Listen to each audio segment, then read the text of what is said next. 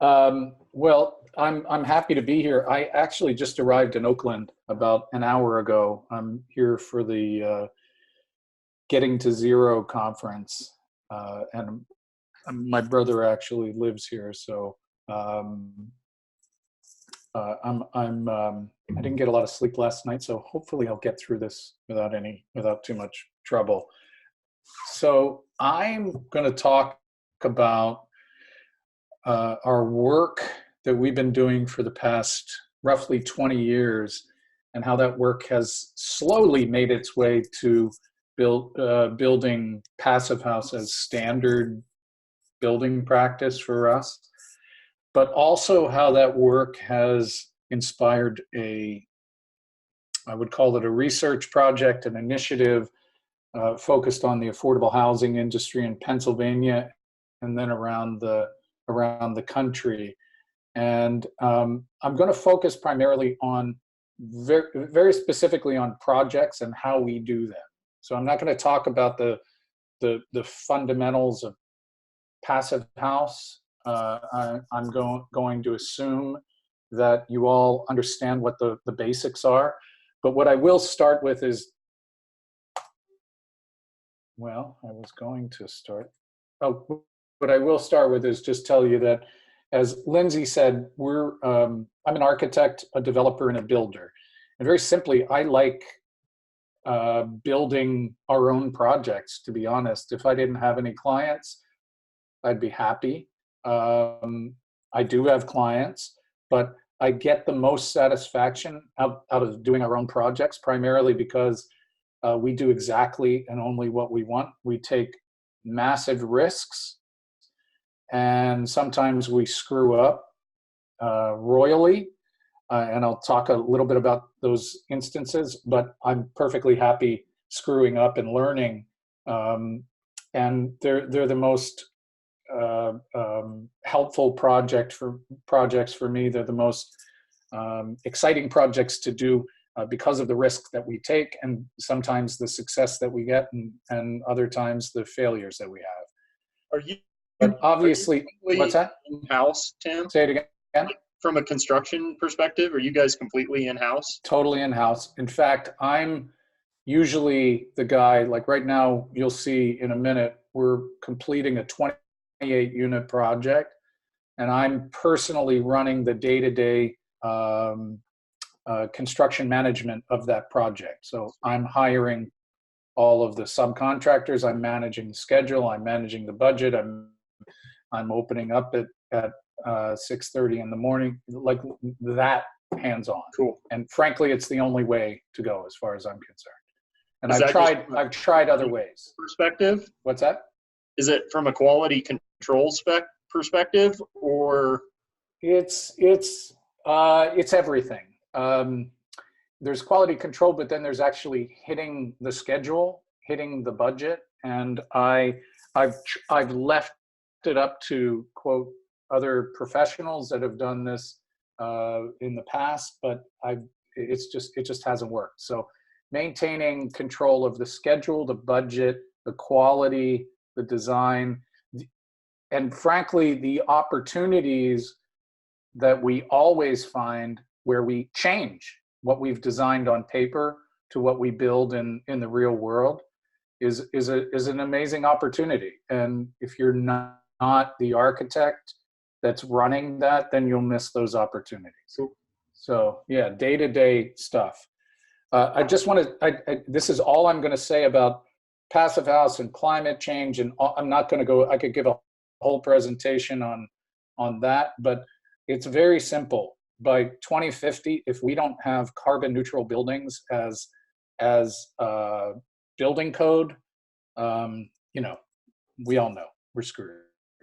And for those of you who don't actually know what that means, for me, what that means, and we can even argue about this, I'm talking about carbon neutral buildings from a operational perspective. I also believe that it should happen from an embodied energy perspective, but I'm really focused now on making carbon neutral net zero energy buildings and seeing what that takes. And it takes 10 years to just figure that out. What that means is that buildings need to generate what they need on their own site. Now, I noticed that a lot of people are doing single family homes, and that's fine. It gets my interest and my focus is on multifamily urban, dense urban buildings. And it gets much, much more difficult because you've got buildings all around you and you've got to generate whatever power you need from the roof that you have.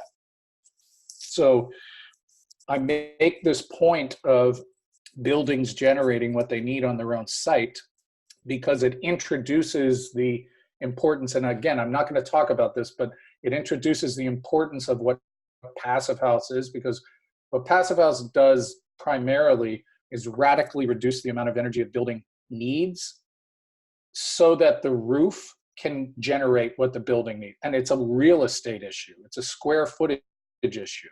And what I've discovered is that 5-story buildings and below generally have the ability to generate what they need on site.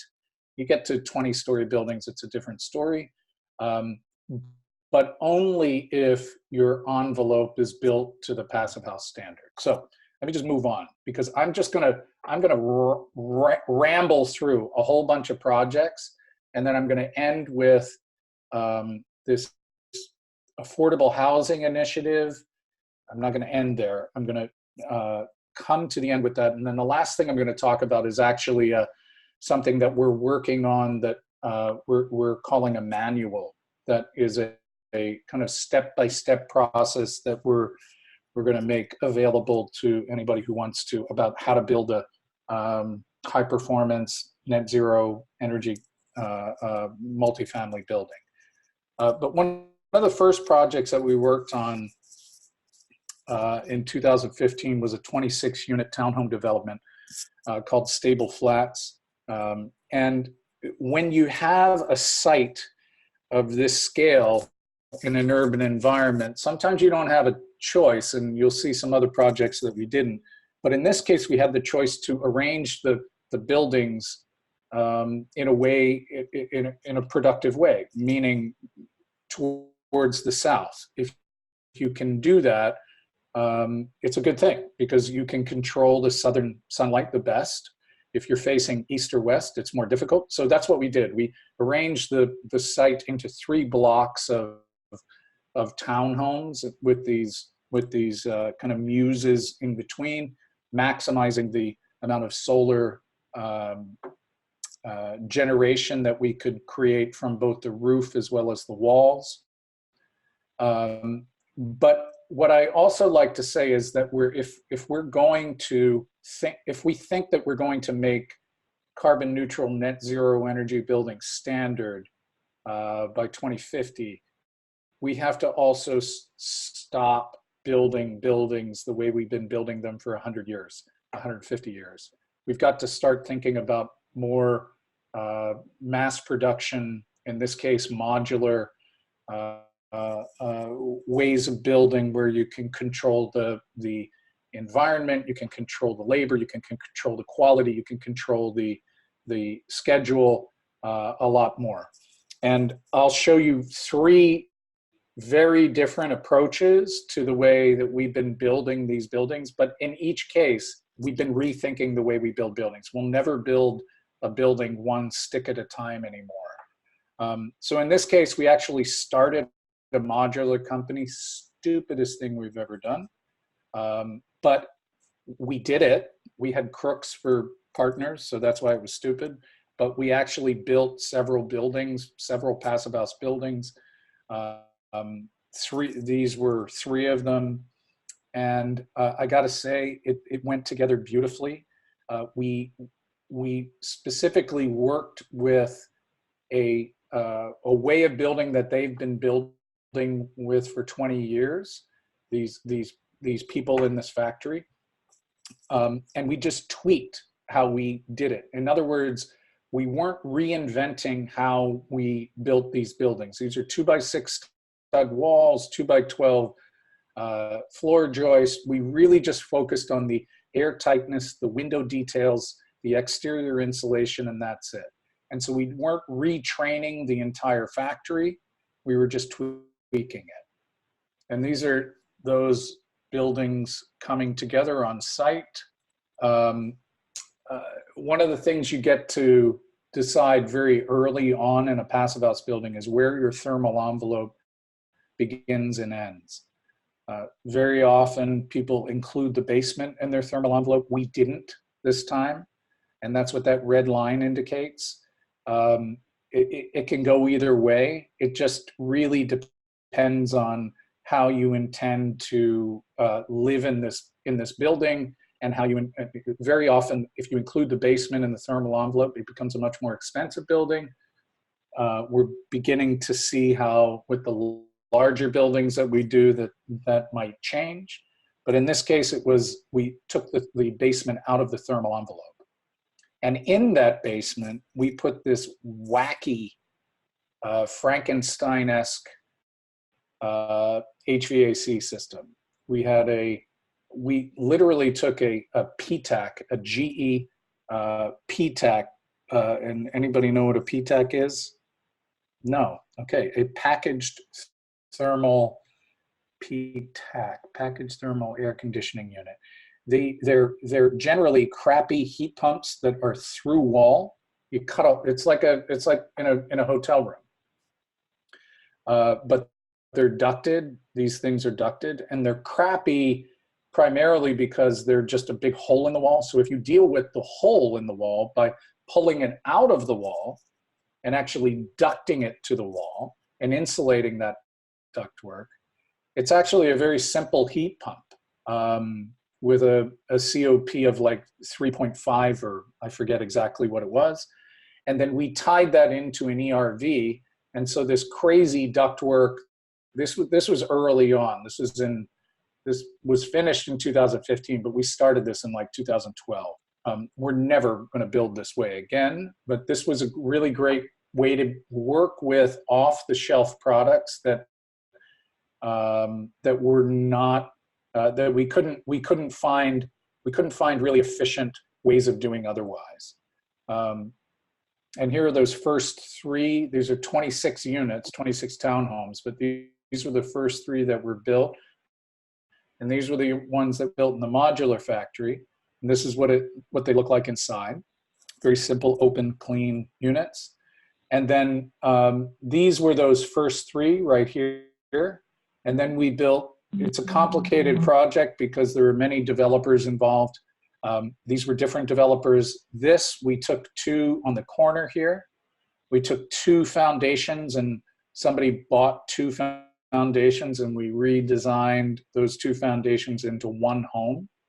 And then there was another developer that purchased these two other bars in the back, but we were the architects for everything, and the same window package, the same envelope package, slightly different mechanical systems, all designed to the Passive House standard. They weren't interested in getting certification, but they were all designed to the same standard. Complicated, long, drawn-out project, but I'm really proud of it. And in the first three, and we set it up this way so that the others could do this as well, but in the first three, we had green roofs and a 4.5 kW array on each roof.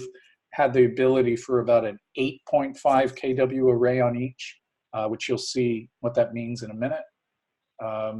In the first three, the blower door test was under Passive House standard, 0.49 ACH 50. And in the first year, all we did was monitor the first unit, and we were about 68% better than a typical code building. We weren't as good as what we wanted to be. We weren't net zero, but that was primarily because if we added another 4 kW to the array, which could go right here, we could get to net zero. But at the moment, it's about a 2,500 square foot townhome that's using all utilities at about $190 a month. People are really happy with it. So that right around the corner from that is a project that we've owned since the late 90s. This was a meat packing plant. This was part of it on the corner, and then this open lot across the street was also part of it. So this used to be called Capitol Meats. We renamed it Capitol Flats. And we built it in 3 phases, 42 units in 18 years. Phase 1 was right here, was the existing building. We had, this was 1998 to 2001. We knew nothing about Passive House, knew nothing about LEED. Sustainability wasn't really our focus.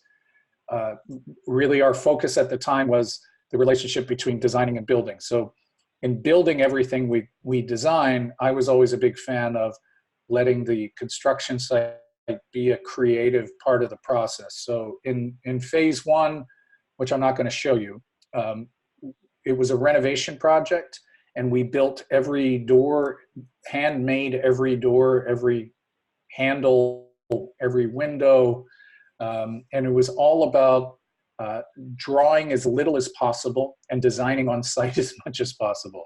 It sounds naive now, but it was really fun at the time, and I had a lot of architecture. I was teaching at the time as well. I had a lot of architecture students who I taught how to build, how to weld, how to build cabinetry, how to do everything, who went off and created their own businesses in this kind of design build world.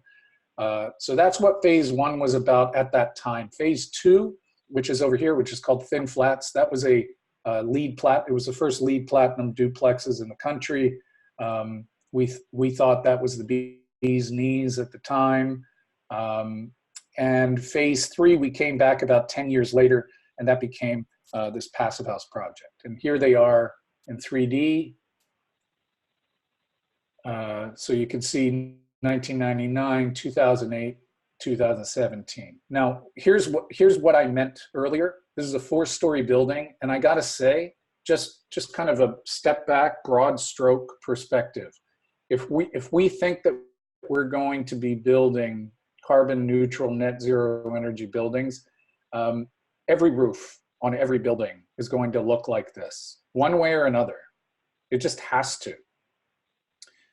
In an urban environment, you can't have a cornfield next to you to generate the power that you need. So from a typological perspective, from an architectural perspective, as much as I'm not a fan of saying, this is the way we've got to design buildings, I mean, ultimately, we've got to generate all the power that our buildings need, and this is what our roofs are going to look like. Unless PV starts to become 50, 60, 70% efficient, where we can use very little surface area to do it, this is what it's going to look like.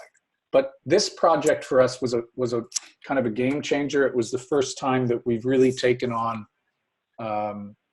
not so much Passive House, but Passive House at this scale. This is a 25-unit apartment building, about 17,000 square feet. Just for those of you who are in Colorado, Montana. By the way, I heard Fort Collins, Denver, I've had in the past year, like 4 family members move to Colorado. So anybody, if anybody wants to invite me out there to talk about and build stuff, I'd love to, because family's out there. You're invited. As well as Montana, by the way. It's I have not a family bad in place to Montana. be. What's that? You're invited. All right. It's Anyway, not a bad place to live. Yeah, exactly. So the other thing is, if you look at this, 500 to 1,000 square feet, most of these are about 500 square foot, 1-bedroom units. I make that point because what you're going to see with most of our projects are these very intensive multifamily projects. We're getting smaller and smaller and smaller with our units. The ones we're building now, about 100 units right now, are going to be in the 4 to 450 square foot range. Now just imagine what that means from an energy intensity perspective, from an internal heat gain perspective. Those of you geeks who know how to build energy models, PHPP models, or WUFI passive models. What you're going to find when you start building these kinds of buildings with really small units is that The issue of the R value in your walls, I don't even if it's in Montana, or I'll bet you Montana or Colorado, your R values are probably going to be fairly similar to this in our walls and roofs and windows. And solar heat gain coefficient is a different issue. But what I want to say is the more dense and the larger these buildings get, the less important the issue of insulation becomes, because your heating load becomes so much less important because of all these internal heat gains. And what we're finding is your cooling load becomes almost like really difficult to manage. We can talk about that on the side later. But the other thing I wanted to mention is, and you'll see many different approaches to HVAC here, but in this case, we decided to do a fully centralized system for ventilation, hot water, heating, cooling, as well as electric. And we'll talk through that. But there are pros and cons to this. But in this case, we use geothermal, which I'll talk about in a minute. But there were two issues that we were trying to hit here. And what you should know is that this neighborhood 10, 15 years ago was not someplace that a lot of people wanted to live. Now it's where everybody wants to live. And so gentrification is a huge issue. And so a typical one-bedroom unit in this neighborhood is about $1,500 a month plus utilities. Fort Collins, Denver, I mean, that's cheap, I'm sure, for many of you out there. But this was something that we wanted to address. Like, how can aside from passive house, aside from carbon neutral buildings, can we build below market rate, what we call attainable housing, not affordable? When I say affordable, I mean subsidized housing. Without any subsidies, can we build below market rate passive house buildings? Is that possible? This is what we were shooting for. $1,300, $1,375 a month, which includes utilities for a one bedroom. The second thing that was a local issue, the second thing obviously we wanted to take on was the global one, which was to zero out our emissions. So there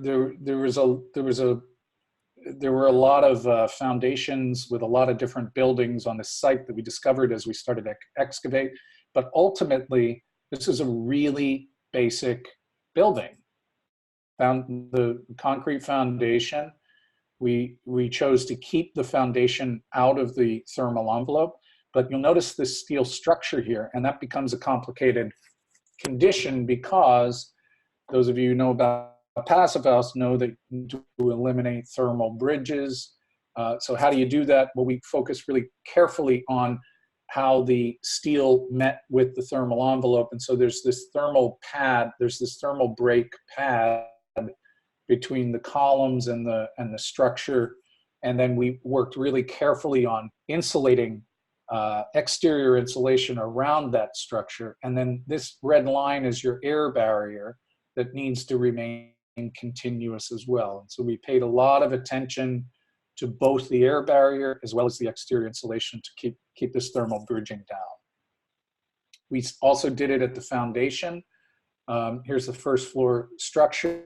Let me just show you, here's a typical detail of that. Now this is where the basement is outside the thermal envelope. So this is the ceiling of the basement, making that joint between the exterior wall and the foundation was a little tricky, but very, very doable. And this is, I love this image because you'll notice this is the thermal envelope, right? Here's the basement. And you'll also notice that the building sticks out of the ground by about a foot right here. Guess where that heat is coming from? From the basement. Guess where it's not coming from? The building. Right? So the thermal envelope is doing exactly what it's supposed to do. And that's just a perfect example of that. And you got to really pay attention to all these details. All right, so at the ground floor level, we've got 13 parking spaces. We've got a lobby, 2 stairs, intentionally no elevator. And we've got a couple of, this is a 2-bedroom unit and a couple of 1-bedroom units. The the upper floors, it's a really basic double-loaded corridor, mostly one-bedroom units. And as I mentioned before, we're always thinking about ways of rethinking how we build buildings. So our modular company fell apart because our partners were crooks, and they should be in jail, but they're not. And so we had to rethink how we built this building. And what I have found is that the envelope, the exterior envelope of the building is the most difficult thing, primarily because in pretty much any climate, you need exterior insulation, you need a really robust air barrier, and sometimes you need triple pane. Most times you need triple pane windows. Other times you don't need triple pane windows, but ultimately windows are holes in your envelope. And so you need really tight windows.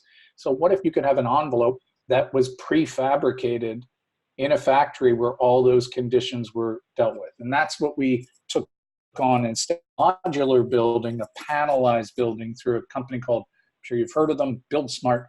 And this is how our envelope showed up on site. In these packages, we get these corner units. You can notice it's a 2x6 stud wall. Here's your air barrier, this OSB line, this rigid insulation on the outside here. Can you guys see my arrow? Yeah. This rigid insulation can grow or shrink depending on your climate. And then this is your WRB, your weather resistant barrier. And what we're doing right now is we're setting the cornerstone, if you will, of the build. This is the first panel of the building. And you'll notice that this line, this is your air barrier, and that needs to line up with this air barrier, obviously. And so there's a Proseco product. It's a a really great air sealing, essentially a big thick bead of caulk that happens to join the vertical and horizontal joints between each panel. And so as we're putting them, and what I love about this, and what I will never do again, what I love about this is that the windows are installed. I'll never install another window again. Why would I? It just doesn't make any sense. I'll never install rigid insulation anymore. Why would I? Because it's already installed. And this building went up in 4 weeks, which probably would have happened if it was a regular code built building, but there wouldn't have been rigid insulation. There wouldn't have been windows in that 4 weeks. So they would have gone back and installed the windows, installed the rigid insulation, installed the WRB. And so we think we saved at least a month in construction because of this envelope strategy. Tim, what year was this again? Huh? What year were these pictures taken? This was 2016, I think, 2017. Okay, so relatively early on in the Build Smart. Yeah. Cool. Okay. Can you describe quickly the air sealing conditions between the panels? Is it also the Proseco? Yeah, it's really, really dumb. Right here is just consider the OSB in the sandwich as the air barrier. So you need to make this continuous with that. So you put a bead of this Proseco product here as well as here, and you slip it into place, and you keep it about an inch away, and then you kind of take this panel and you put it in place, and then you move it about an inch, and then you screw the panels together.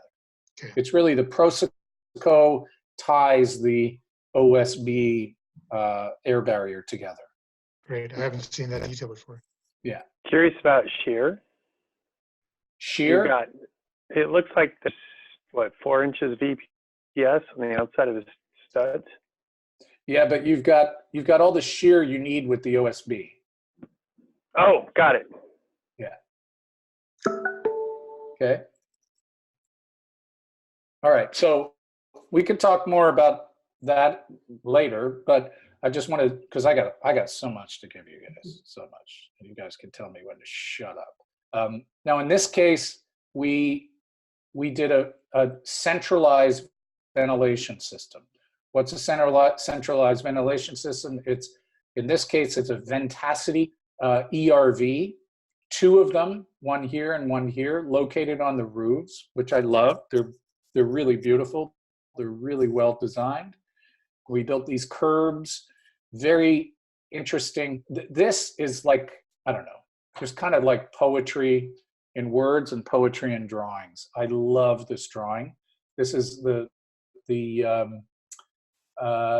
red is the supply, the blue is the exhaust.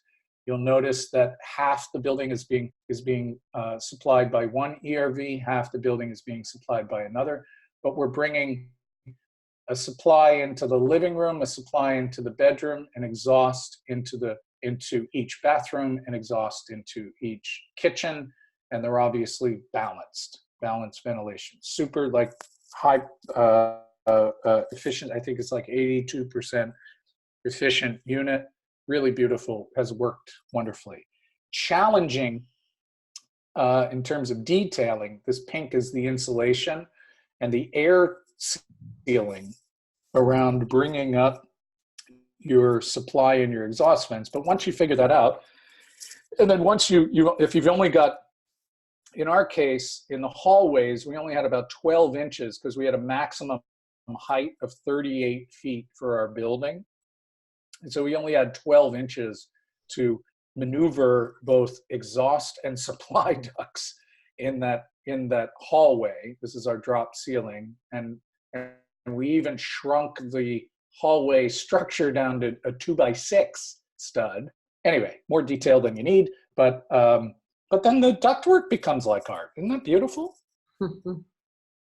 And of course, we always put green roofs on our buildings, mostly because we love green roofs, also because we have a green roof company. So why wouldn't we? But also Philadelphia has given us a density bonus to put a green roof on our building. So this would have been a 19-unit project. It's a 25-unit project because of the green roof. And when you do a green roof, you've got to water test it for like 48 hours.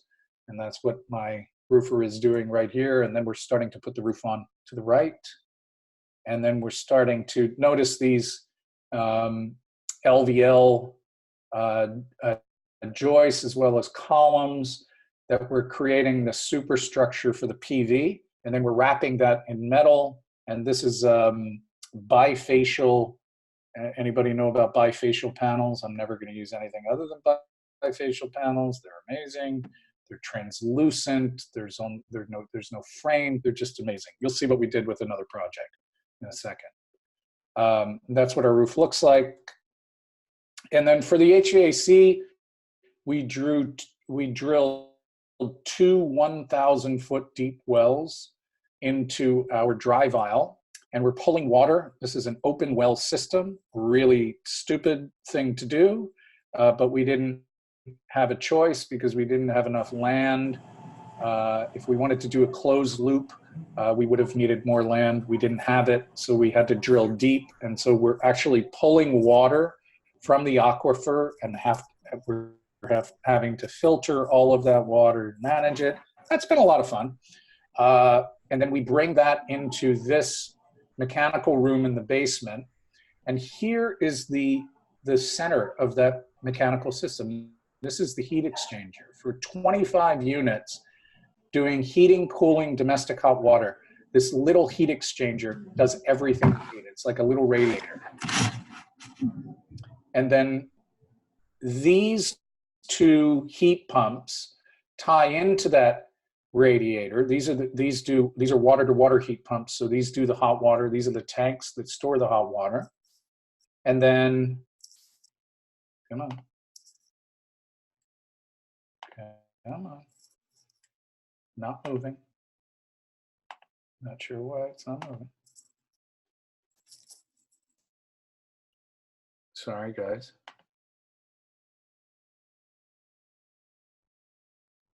Oops.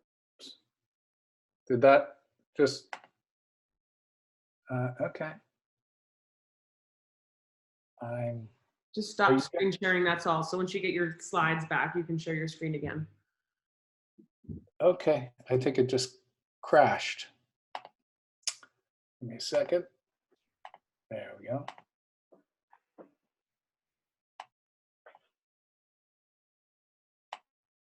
Somehow it crashed. All right.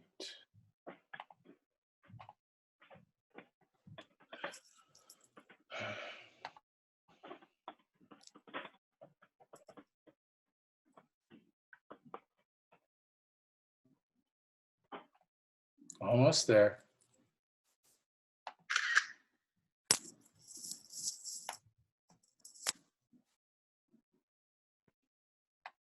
Are you guys seeing it now? I think you need to reshare your screen. There it goes. Yep, we're back on. Okay. All right, let me just. Oh, man. Anyway, so from the, seems like I've lost some slides. So these two heat pumps tap into this heat exchanger, do the hot water. These two heat pumps are refrigerant to water heat pumps.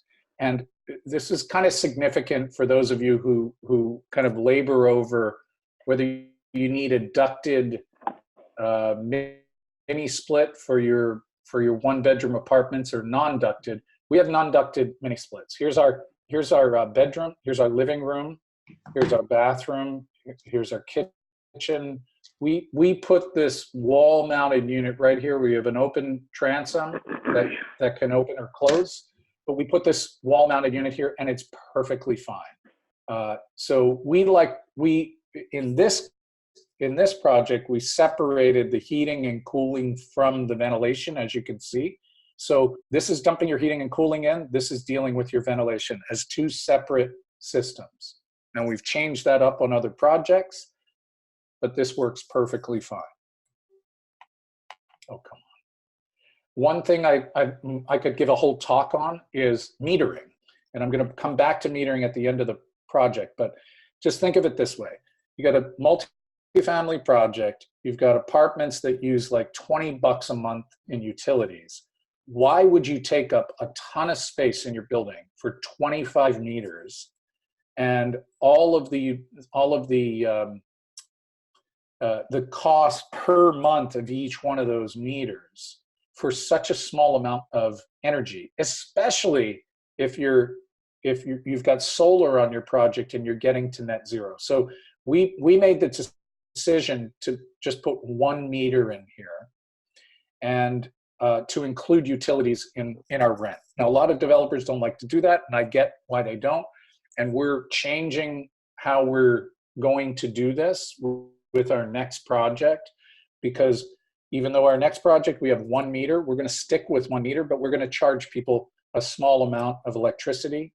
But I'm a big fan of pushing the idea of 1 electric meter. We can talk about that later, but here's what it is. This is the electricity coming in from the utility. This is the electricity going out from the PV. This is my main switchboard. These are all my apartment feeds, and these are my CTs. This is where I'm at. I'm monitoring how much energy each apartment uses. So my question was, if you're monitoring anyway, why would you need to meter? Why double up on the cost and the space and so forth? So I'm a big fan of pushing 1 meter buildings for multifamily buildings. This is just a month looking at the green is the solar, the red is the energy consumption. So we're not quite there. And I've got a couple of reasons why that is the case, but we're really close. We could talk about that later. I don't want to get into it, but the solar is generating more than we expected, is also consuming more than we expected. And I'll just say this, because I can't leave it there. My engineer screwed up with the wrong heat pumps. My entire building has been using electric resistance backup hot water for the past 2 years. And that's where this red is coming from. We're about to switch out the proper heat pump to do the water heater, and that red's going to be eliminated. Tim, do you have you used any drain water heat recovery in any of No. your multifamily stuff? Haven't done that, but it's a great idea. Okay. And that's us. Go ahead. I was going to say, is that considered a kind of a Philadelphia difficult area for true net zero on site? No, no, it's literally like, this is one of the first, as I mentioned, this is certainly the largest project that we've tried to do net zero. And, we've just experimented on every single level, and some things have worked and some things haven't. The fact that my engineer spec'd the wrong heat pump for the hot water heater, that's just really unfortunate. I think it would be a net zero project if that would have been spec'd properly. We're going to find out in a year. But this is when, were you able to isolate it because of the monitoring it? Absolutely, yeah. Okay. In fact, I'll put it this way: we've got right now for 25 units, we get a bill every month for about $800 a month for all electricity, and we monitored the electric resistance water heaters that were never supposed to come on because they were just backup, just in case. But they've been doing all of the work, and it turns out that the kilowatt hours that they've been consuming have added up to about $900 a month. So we think when we get the proper heat pump in here, we'll be net zero. We'll see. Timothy, are you using solar hot water for this as well? No, No. not a fan of solar hot water. Okay. We've done it on other projects. Mhm. This is a perfect example of what I'll never do again. Let me just say that again. This is a perfect example of what I'll never do again. And what I mean by that is this is an extremely complicated system, geothermal. But most importantly, it's not even that it's complicated. It's that the way I look at building buildings is that if you can find 20 people to give you a bid on a mechanical system, you're going to have a great system. If you can find one person, if you can only find one person to give you a bid on a mechanical system, you got a 50-50 chance that you have a good system. So it's not so much the geothermal is complicated, it's that the people in Philadelphia, we're just not used to it. And so I'm dealing with like one or two people that know how to do this stuff, and nobody had ever done a project like this before. And so I am leaning more and more and more towards the most simple, direct, cost-effective approaches to mechanical systems. We'll talk a little bit later when you see some context about what I mean by that. Were you preheating your water? What's that? Did you have a preheat to raise the temperature of your hot water with the geothermal loop or something? Were you using something like that? So geothermal was supposed to get me to 140-degree water. Period. It's not even preheating. With a water-to-water heat pump, okay, and a medium of water that's coming in at 55 degrees, I should be able to get 140-degree water out of my heat pump. Period. Not preheat. All the heat I need. It's just that I didn't have the right heat pump. I see. So I won't use. To go back to your question about solar thermal, I've done solar thermal on other projects. And I just got to say, over time, the maintenance and tenants that don't look at the screens and don't deal with it if there's a problem with the not the refrigerant, but with the glycol in the system, if it gets stopped, it's just complicated. And frankly, it's significantly more expensive than PV generating the electricity to use an air source heat pump to generate hot water. It's the simplest, easiest approach. We did geothermal here, which is ground source. Ain't going to do it again. I'm only going to do air source from now on, but we'll talk about that later. I did want you guys to see the excitement of a construction site. I'm sure you all know when you hit a blower door, right? I don't see the case of beer sitting around anywhere, but usually there's a case of beer involved. But everybody's very excited here. And here's the project as it was completed. Now, what I will say is this. I'm going to zip through this. These white panels here are not just there for design purposes. All of these are here to shade the windows. This is a Western facade, but there's an LED light above each one of these white panels. And that LED light is actually tied into the energy monitoring system in the building. And so when the monitoring system is working, when the building is working as it's designed, those panels will glow green. And as the energy is, let's say it's a super hot summer, those panels might glow yellow. Maybe it's a really hot week and those panels will glow red, so that the building, not just the people that live in the building, but the people in the neighborhood can say, what the hell is going on with this building? And then there'll be a conversation. What is this about? Well, it's about energy consumption, because nobody talks about energy consumption. Nobody cares about energy consumption because it's so cheap and easy. And so this was a way of kind of, in a didactic, stupid, kind of bang it over your head way of turning this conversation into the architecture itself.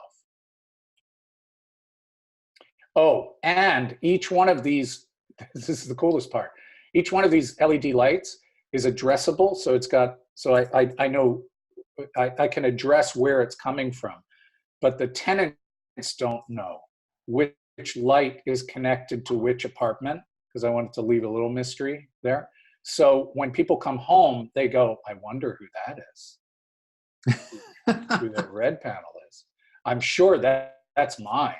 That's my green panel. I love the community sort of light public shaming aspect of this installation. Right. Light shaming. I would Just say light, yeah. Light shaming. You know, But it can also just generate the color of the sky that night as well, based on the algorithm we put in there. Anyway, so it's a Passive House certified project, 2015. We built it for $169 a square foot. This is hard costs and everything included, not the cost of the land, but everything to build the building, site, everything. Here's some images. This is the parking area. This is the most challenging part of the kind of thermal envelope here, as you can imagine. This is the green roof that is wonderfully shaded. As we get into, as climate change takes over and Philadelphia becomes more like Miami, people aren't going to be able to hang out on the roofs. Well, they will here, because this is a beautifully shaded, but not totally shaded green roof and barbecue area that also just happens to generate what the building needs. And this is what it was supposed to generate, and it's doing better than that. This is the PV, and we're using more than this, but we're hoping to get to net zero. Now, let me just say this. The other thing that this has happened after we built the building, but we're also really interested in this whole peak load issue. Why? Because the cost of this energy right here is significantly higher than the cost of this energy. And so what we should all be doing is bringing our peak loads down. Now, how do you do that? You do it with batteries, right? If you store your energy, and when everybody, where do these peak loads happen? They happen at 5 o'clock when everybody comes home and everybody turns on their air conditioning, right? Well, what happens if they come home at 5 o'clock and they use energy that's in your battery that you've stored? Then you're paying here while everybody else is paying here. So how do you do that? Oh, first of all, I want to just show you what a typical Philadelphia electric bill looks like. This is how much energy, so this is per month. This is what we used in a month. This is net. This is after the solar, right? About $444. So it wasn't even the $800 that I told you. It was really $444 of energy consumption, right? But these distribution charges, you know what they're based on? They're based on that peak load. If your peak load is there for like a second in 30 days, they charge you that high, that amount. So if you can eliminate half of your bill by bringing that peak load down to next to nothing with batteries. Now, how do you deal with, what do you do with batteries? Batteries are expensive. So we thought, well, cars have batteries. But what if you had 13 cars here with 40 kW batteries? You could have 520 kW total storage if you had a charger that was a bi-directional charger that allowed your PV to charge your car, and then when the sun went down, the car to charge the building. And we did some math and realized that we only needed like 5 cars there on a regular basis with that size battery to essentially, and I know you can hit me up on the details here, but essentially to keep us off grid, right? So we would only need 5 cars to do this. Now, this is an experiment that we're working with. We've installed, these things are about $30,000 a piece right now, so we're not buying them. But we did run all the power here for chargers for all the cars. So we've got chargers on all these stations, and we're going to slowly test this out. And so the idea is, what if, and this is a development issue, what if we bought 13 used electric vehicles, right? And we told our tenants, just like, you have amenities, you have a gym. I don't care about gyms in your building. I care about cities that have gyms. I don't want a gym being in the building. So I want people to get out into the city. So a better amenity is to tell a tenant that they don't need a car. So we would own these cars. This would be a car sharing service. They wouldn't bring a car or parking needs to our building anymore. And it would double and triple as a battery for our building. So, man, why isn't everybody doing this? Well, they're not doing it because these things don't quite exist yet, but we're going to be ready for it to happen. All right, spend a lot of time on that. But ultimately, these aren't, as I gave a lecture once, I said we design buildings, not refrigerators. Like a lot of passive house people don't care about aesthetics, don't care about, it's like, this is for people. So our apartments, we care a lot about the materials and the textures and the details, and 450, 500 square feet can feel really small or it can feel really big. And we think these things feel really big because we bring in translucent light, glass, and we bring borrowed light into bathrooms, and it feels more spacious than maybe it is. But the point simply being that these are awesome places to live, period. All right, so next site. I got to zip through this. So this is our office currently. We own this property and we own this whole damn thing. I'm not even going to show you this. This is an amazing project, but I'm going to show you this, and I'm going to quickly show you this. This is a 28-unit project that we're almost finished at. By the way, October 25th, we have our opening party. Please come to Philly. You're all invited, okay? But don't use a plane. Use a sailboat like Greta to get here. So we're building a 28-unit project here. We're building an 88-unit project here. This is called Bank Flats. It's called Copper Flats. But notice it's a really easy commute from our office. It's awesome. And this is what we're looking, this is what the intention was. The whole building is wrapped in PV. You'll see whether that worked. Well, you'll see right here. Oh, that's what we hoped it would look like at the ground floor. 28 units, about 24,000 square feet. You can see the R values are about the same. Notice 0.2, we had 0.13 U value, triple pane before. These are actually Alpen windows we used here. Double pane, really good 0.2 U value, 0.28 solar heat gain coefficient. Notice, totally different approach to ventilation, hot water, and heating and cooling, which I'll show you in a minute. But 174 kW PV array. And this is what it's currently looking like. So this is core 10 on the ground floor. And then this is a solar facade. You'll see the structure is about 24 inches away from the facade. And so it's acting as this is south, this is west. So it's doubling as a solar shading device as well as power generation.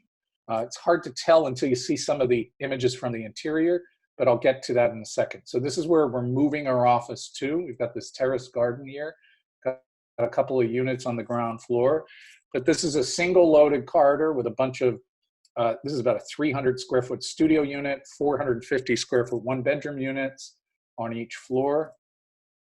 And we have shifted our attitude about ventilation, heating, and cooling to a totally decentralized approach for this project. I gotta say, primarily because we wanted to test it. Minutair is a Montreal-based company. We're pretty impressed by them. I'm gonna show you a lot about how to do this. Everybody's really curious about this, but ultimately, it's a unit that does heating, cooling, and ventilation and dehumidification. The condenser, notice, condenser is self-contained. It's like a PTAC. In other words, there's no condenser on the roof. There's no condenser on the ground. There's no line sets to run. It's all packaged just like a PTAC or a VTAC into one unit. But unlike a PTAC or a VTAC, it does ventilation as well. And so we're pretty excited by that. Here's how it works. Even in these tiny units, the one challenge here is that it takes up a lot of space, but you'll see what we did with it. I think we turned it into something really nice. And here's where it is. It's a lot of, so you got an exhaust duct that goes out here. You got a supply duct that goes out here. You got 4 ports. You got a supply that goes here. You got an exhaust that goes here. And this is what it looks, this is how it's finished. We turned the bottom into 2 drawers and the top into this nice little beautiful cabinet. And it's super quiet. Again, 450 square feet. These things could do a 1,200 square foot townhome.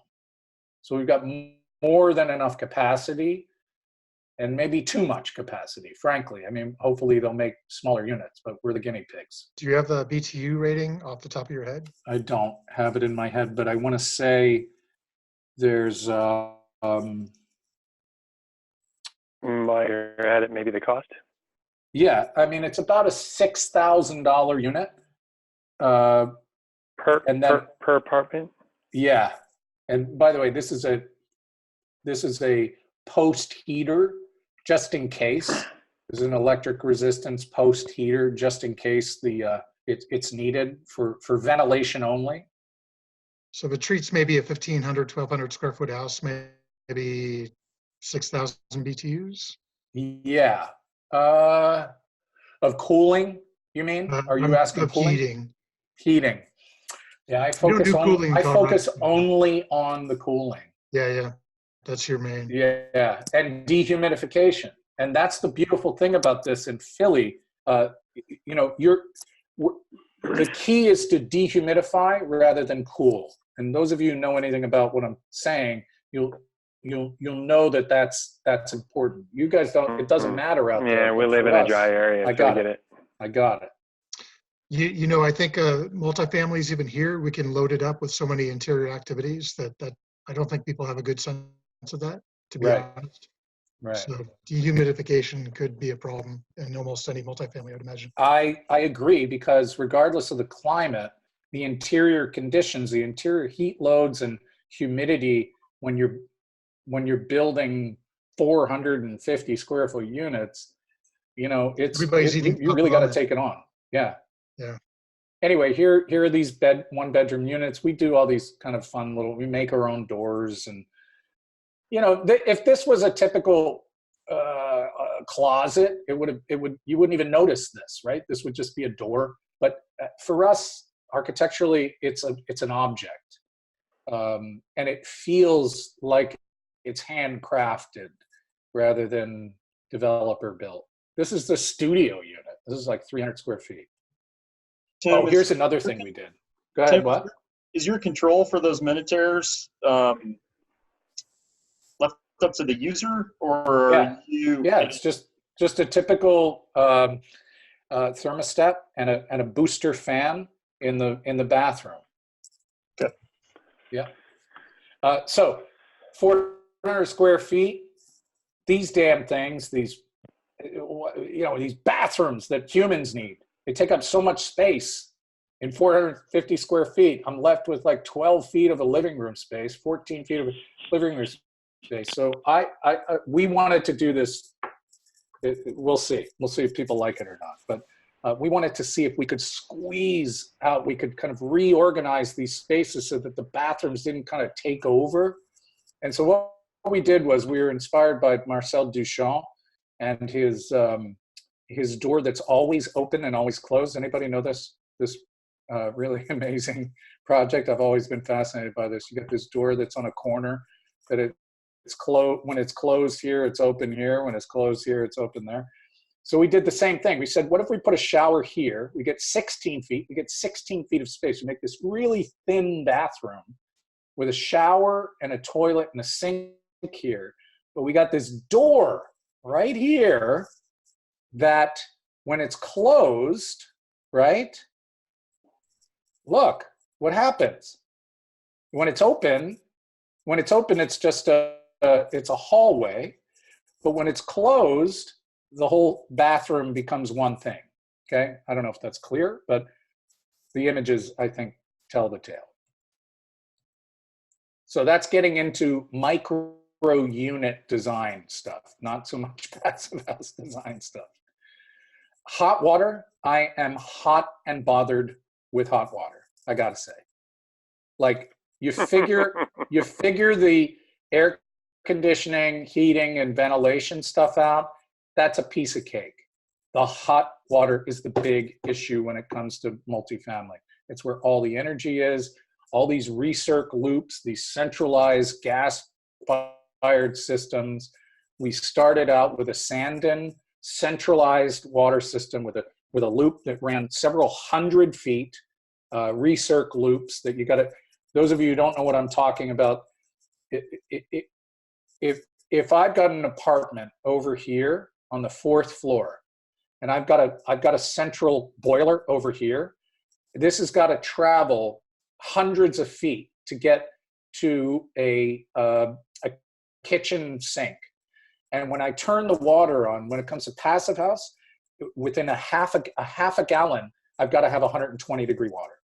So that means that you need a recirc pump that's constantly pumping, or in various ways, various times, pumping hot water around the building all the time. It's a massive amount of energy.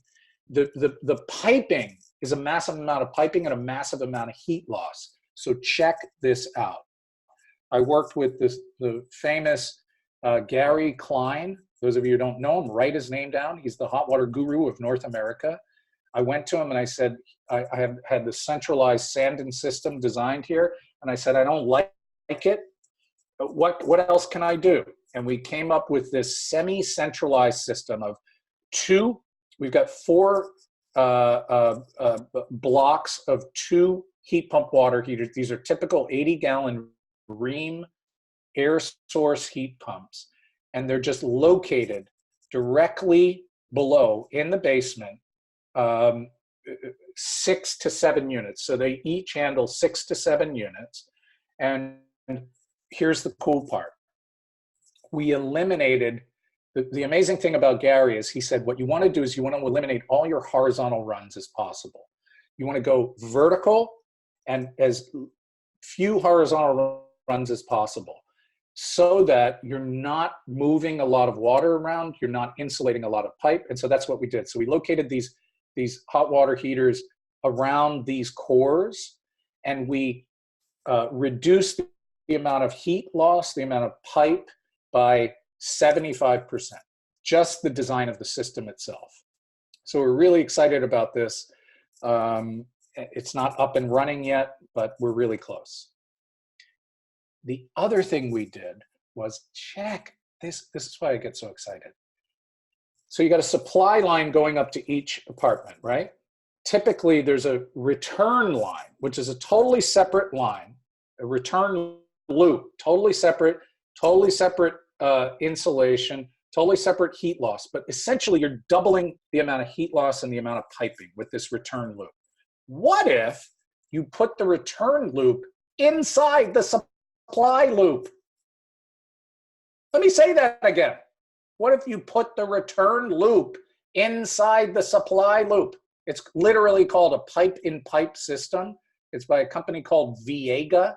And all it is this detail right here, the joint to connect the return loop to the supply loop. And so we're insulating one pipe, this supply pipe, and the return pipe is inside the supply pipe. Any questions? Like, it's the dumbest, most brilliant thing I've ever heard of. Is everybody as excited as I am?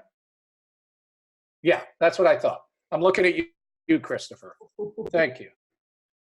All right, so here's our building matching up to the historic building next to it. I think it matches perfectly. I don't know about you. And here's our building. We're up against an elevated train.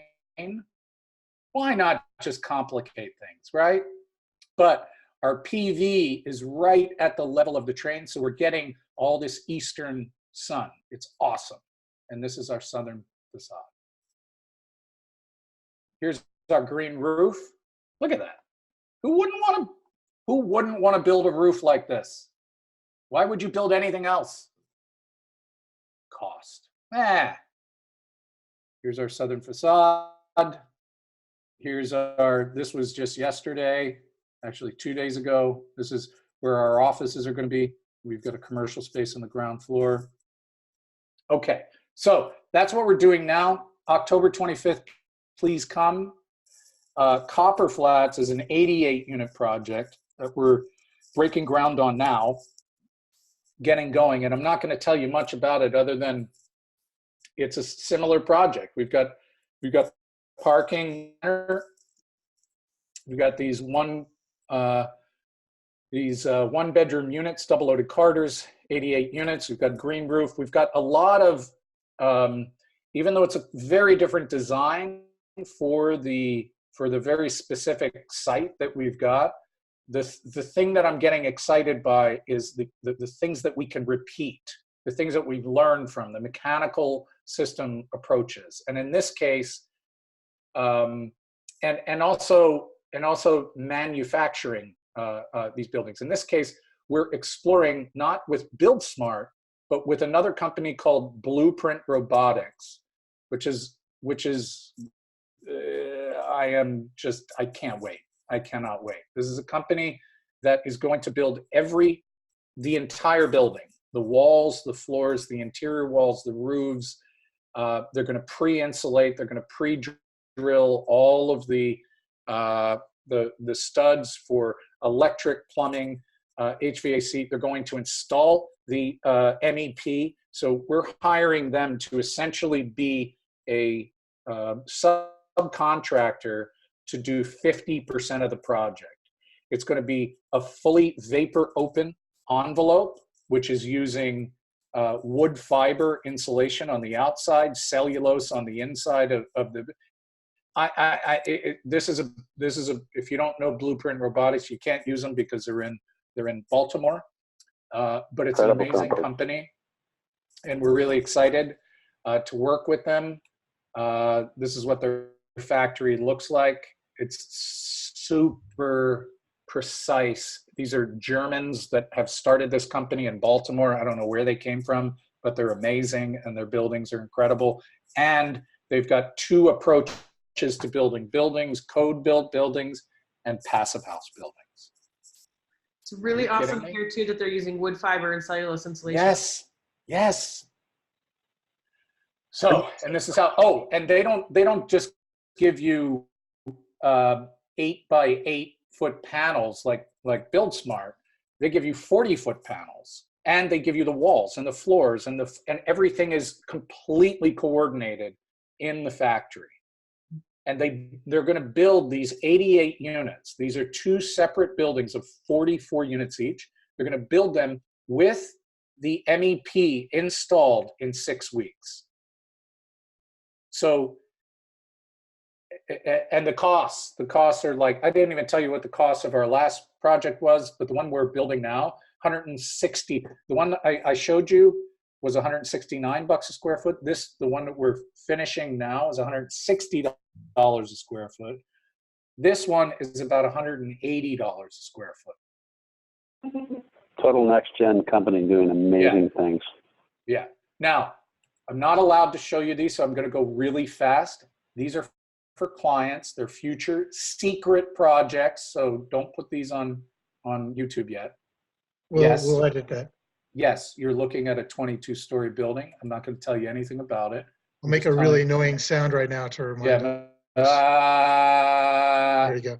All right, so that is happening, and this is happening. This is about a 500-unit project, and these developers want to be net zero, period. Okay, I'm not going to tell you anymore. And then what should be being built right now, but isn't, in downtown Jackson Hole with Love Shack, is our Mercel Flats project. But what I love about this project is that, damn, this thing can be built and should be built and is cost effective, and we demonstrated it and they chose otherwise. And I'm not going to tell you about the project because I want to get to some other stuff, but even the PV, everybody was like concerned about, oh my God, the PV, like we got a lot of snow. I'm like, yeah, so what? we explained to them how you could generate all the PV, how you could essentially, I mean, there's not much net production here, but you can essentially pay for your PV easily because it's a passive house building. So this is as far as I'm concerned, this is a prototype that could be used throughout the Midwest, as far as I'm concerned. All right, so this all got started by this first project that we did, which is our first affordable housing project, our first attempt at a passive house project, and our first attempt at a alternative construction project, in this case, modular. It was a townhome, only 3 townhomes. It was for formerly homeless families, large families. So these were like 4 and 5 bedroom units. And it became the first certified passive house project in Pennsylvania, completed in 2012. And we had everything going against us. We had crappy foundations. And so we had to drill 15-foot deep helical piers in our foundation. We had to do this all within the only thing that the city said to us was, we have this budget and this budget alone. We didn't even tell them that we were going to build a passive house project. We just said, can we make it energy efficient? They said, as long as you stay within your budget. So we did. And so we built, this was the first project we built in our factory, and we developed what we called our sustainable building system, which was essentially a year's worth of research to dumb down the envelope to the point where anybody could build it. That's basically what it was. And here it is. It's a 2x6 stud wall. This is a critical detail here where the window is flush with the air barrier. Why? Because then the seal between the window, the air tightness between the window and the air barrier is easy. So people that move their window in between, all around inside the envelope, just line it up with your air barrier. Very simple. And then rigid insulation, then a rain screen, any material you want after that. And here's our continuous air barrier all the way around, blah, blah, blah. There it is. We analyze the sun so that we literally dialed this in from 20 inches to 18 to 16 inches to get the most amount of sun in the wintertime and the least amount in the summer. And then we did this crazy Frankenstein thing again here with the PTAC heat pump ducted to the roof. We put this on the third and we ducted it to the roof. And then here's your ERV. Here's what it looks like on the roof. We had to work around the PV. This is the supply and this is the exhaust to that ERV. First time ever building a passive house. 0.4 ACH50. Please. Easy. This is what it means. Anybody who doesn't know what an airtight building means, this is what every building in the United States looks like currently in the winter time. And this is what a passive house looks like. Who wouldn't? And then it's kind of it's for humans. So it's fun, filled with light and color and weird circles on MDF and kids and triple pane windows that come from Europe that I'll never buy again. Hey, so Tim, There it is. I want to make sure that we still have time for some Q&A tonight. And I thought if Yes. I have a question for you. So like, it's kind of a general question, so it seems like, the projects you're showing us are trying to express that, not only is passive house and net zero possible in multifamily, it sounds like you're making the argument that it's actually easier to achieve than say a single family home, especially when Yes. embodied energy, going into a single family home, that really we need to be approaching our multifamily projects under this light. And from the developer's perspective, I know you have a lot of information on the financial side. I don't know that we have time for all that, but would you relate a little bit about the financial side? Yes. Now, how much time do you have? Well, we've already been on an hour and a half, and I don't know how much time people have. Oh, Everybody man. needs to sign off. You're not going to hurt our feelings. We've got a good topic tonight. Because I know the financial thing is kind of a deep dive, but Well, listen, here's the deal. and then have a few other questions. I was going to go into, and I definitely put too much in this presentation, but I was going to go into the whole affordable housing side of things, which demonstrates beyond any reasonable doubt why there's no reason why anybody would build anything other than passive house. But I don't have to if you don't want me to. So what we're going to do is we're going to invite you here and you're going to give that presentation in Ah. person. How does that sound? Perfect. All right. But can I do Montana and one? Colorado. Can I do like 5 minutes? 5 more minutes? Oh yeah, tonight. Yeah. Yeah, I want to do You one got the whole thing. evening. I mean, we're here. No, check this out. See what I'm leaving out? I'm going to leave all this out, leave all this out, leave all this out, and then I'm going to come right here. All right? So I'll come back and I'll do that other stuff. Let me just say this. By the way, all of this is about affordable housing that's being built in Pennsylvania for the same cost as code-built projects. And this is a perfect slide to demonstrate that. This is the PHFA, the Pennsylvania Housing Finance Agency, funded 7 multifamily passive house projects in 2015, and they funded about 30 code-built projects. Here are the code-built projects after completion. At application, when they applied, they came in at $171 a square foot. These are code-built projects. The passive house projects came in at $161 a square foot. But everybody said, don't even look at this side. Everybody said, oh, well, whatever. Who knows what happens when they go build it. Okay, well, this is what happened when they built it. They came in, and by the way, affordable housing projects have a 3 to 5% contingency built into every budget. Every developer knows this. These guys use 3% higher. They came in at $176 a square foot, completed. These guys came in at $168 a square foot.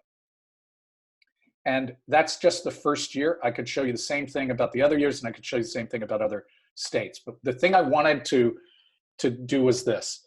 For developers who don't know what the hell this is about and are scared to death about building high performance buildings, I get it, because there's all these issues that are coming at you, and how do you make decisions? And so what a colleague of mine and myself have been doing is we've been trying to create, wouldn't it be great if all this confusion, if we had a manual that allowed us to say, well, what do you do first? What do you do second? How do I know what mechanical system to choose? What options do I have?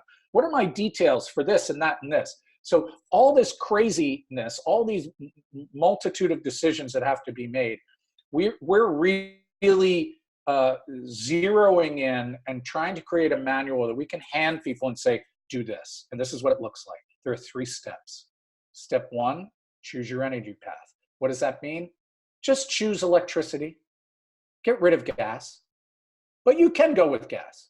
If you do go with gas, you get this tree that takes you in one direction for hot water, for cooking, but you don't need it. So I say, go all electric building. So if you go all electric, then the next question, before you talk about mechanical systems, before you talk about envelopes or anything else, decide about your meters.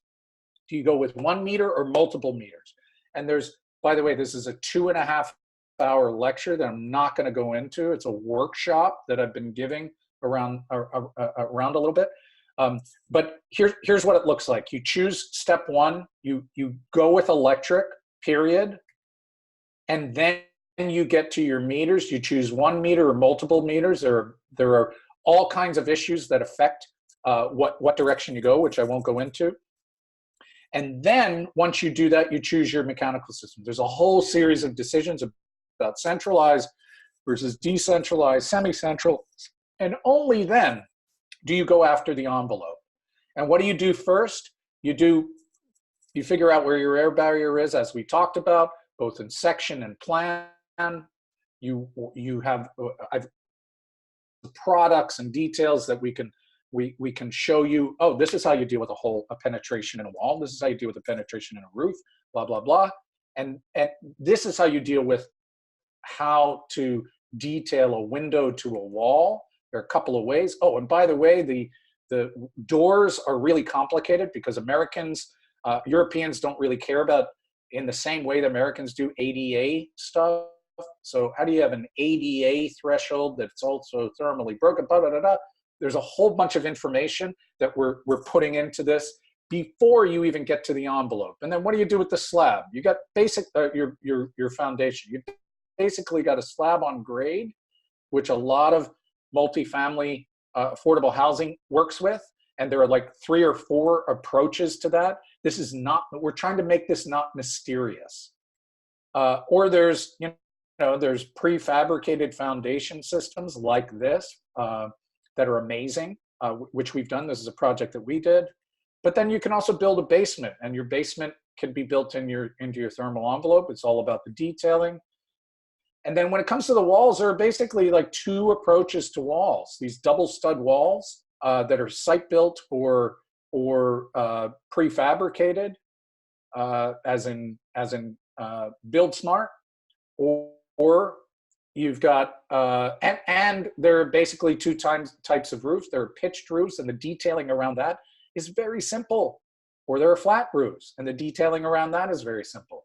And so what we're trying to do is this. We're trying to say, every building, before you design anything, and I mean this when I say it to a developer, this is a project that just got built in Philadelphia, should go through this process before the architects get involved.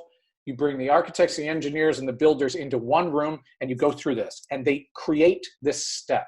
You decide the approach to all of these pieces, and it sets it up for everybody. And there's a reason why this project is slightly different than this project. But this is what I'd love to have happen for every single project before you get into design. And this will just simplify any confusion that there is between anybody from the beginning before pencil is put on paper. And so I'm just going to leave you at that people. Thank you.